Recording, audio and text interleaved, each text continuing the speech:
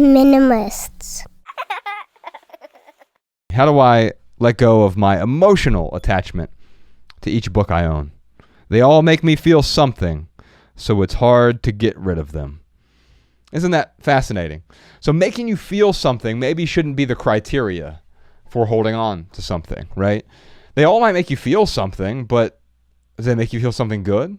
All my stuff, the average American household has 300,000 items in it. Before I became a minimalist, I was a well-organized hoarder. I probably had more than 300,000 items, and all that stuff made me feel something, but most of it made me feel miserable. It made me feel anxious, made me feel overwhelmed, made me feel discontented. So they might make you feel something, but I think maybe what you mean, Bethany, is they make you feel good. But I think that's not even criteria to hold on to something either. Don't confuse pleasure with joy, with meaning, with contentment, or even with happiness. They might make you feel something, but you might feel better after you let go.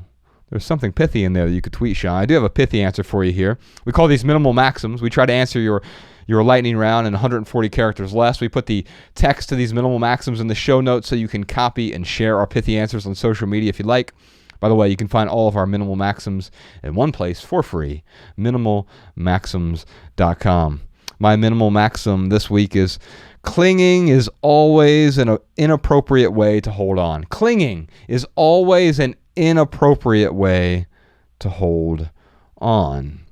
So I think what happens when we get overwhelmed, we don't even know where to start, so we don't let go.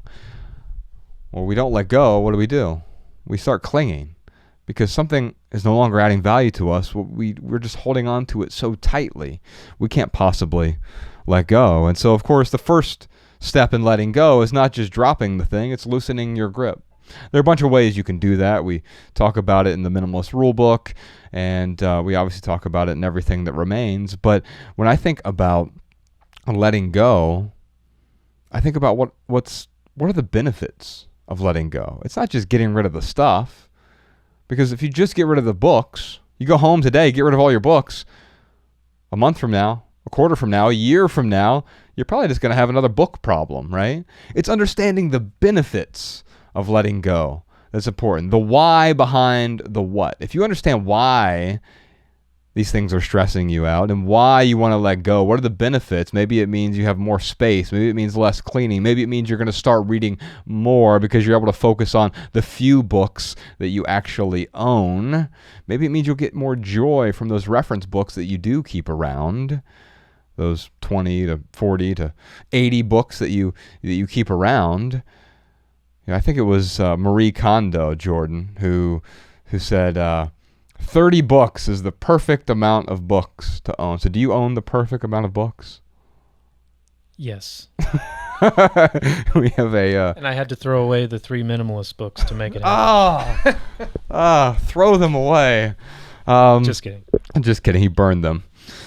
So what's fascinating about this is I can appreciate the Marie Kondo thought process of minimizing the books, but I think that's an inappropriate number for most people. For me, 30 books would probably be okay. Now, I probably have 40 books, and my wife has 40 books, and so we have 80 total. So if you combine those, do I have 10 too many books? Well, maybe, or maybe I have too few books as well. Maybe what is too much for me is not enough for you, or vice versa. I don't think there's a perfect number of books for you to own. In fact, there was a period of time in my early 30s where I owned 0 physical books. I did that intentionally.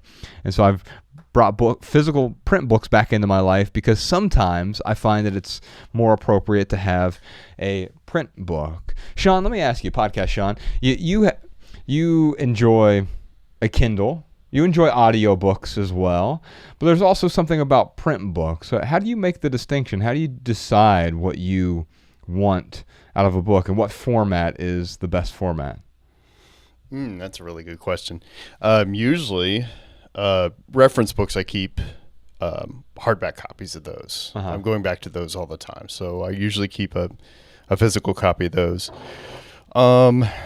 With fiction, I was doing the Kindle quite a bit, and that was more a convenience thing, right? You can keep everything right there. You can take it on the plane. You can pop it out, use the Kindle app on your phone, like when you're waiting in line at the bank or at a restaurant, because everything's carry out now.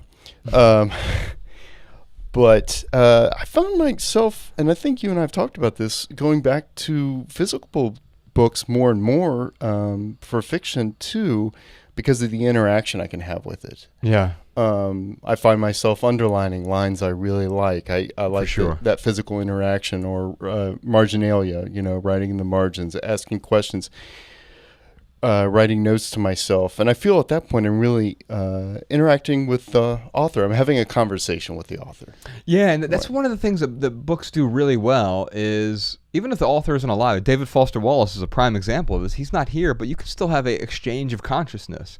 And by the way, you can have an exchange of consciousness with someone with whom you were born after they died. And you do that through this medium called a book, or through writing, or the page, right?